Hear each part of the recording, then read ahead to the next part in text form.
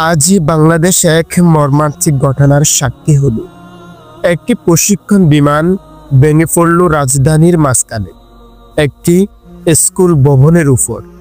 চারিদিকে ধোঁয়া, আতঙ্ক আর কান্নার শব্দ। আর এই ঘটনার কেন্দ্র রয়েছেন একজন সাহসী pilot, flight lieutenant Mohammad Tauqir Islam. ঘটনাটি ঘটেছে আজ সকালবেলা। বাংলাদেশ বিমান বাহিনীর একটি F-7BG প্রশিক্ষণ বিমান হঠাৎ করে যান্ত্রিক ত্রুটির সম্মুখীন হয়। অল্প কিছুক্ষণের মধ্যেই পাইলট বুঝে যান বিমানটি আর নিয়ন্ত্রণে রাখা সম্ভব নয়। এই মুহূর্তে তিনি চাইলে প্যারাশুট খুলে নিজেকে বাঁচাতে পারতেন, কিন্তু তিনি তা করেননি। তিনি বেছে নেন আত্মত্যাগের পথ, তিনি বেছে নেন দায়িত্বের পথ। কারণ নিচে স্কুল ছিল শত শত শিশু, যাদের ভবিষ্যৎ সেদিন তৌকির ভাইয়ের হাতে বন্দী ছিল।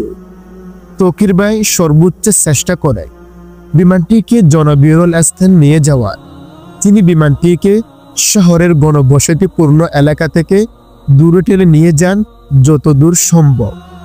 শেষমেশ নিয়ন্ত্রণ হারিয়ে বিমানটি একটি স্কুলে আঘাত করে নিহত হন অন্তত 19 জন, আহত বহু মানুষ।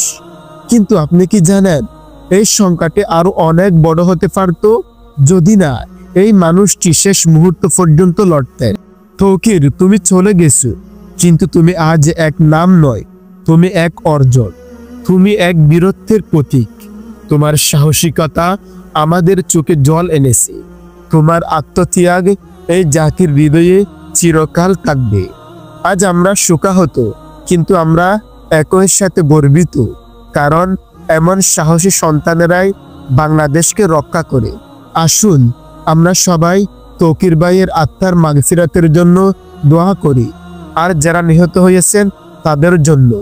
তৌকির, তুমি ইতিহাস গড়েছো, বাংলাদেশ তোমাকে মনে রাখবে। এই ছিল আজকের বাস্তব গল্প, সাহস, দায়িত্ব আর আত্মত্যাগের।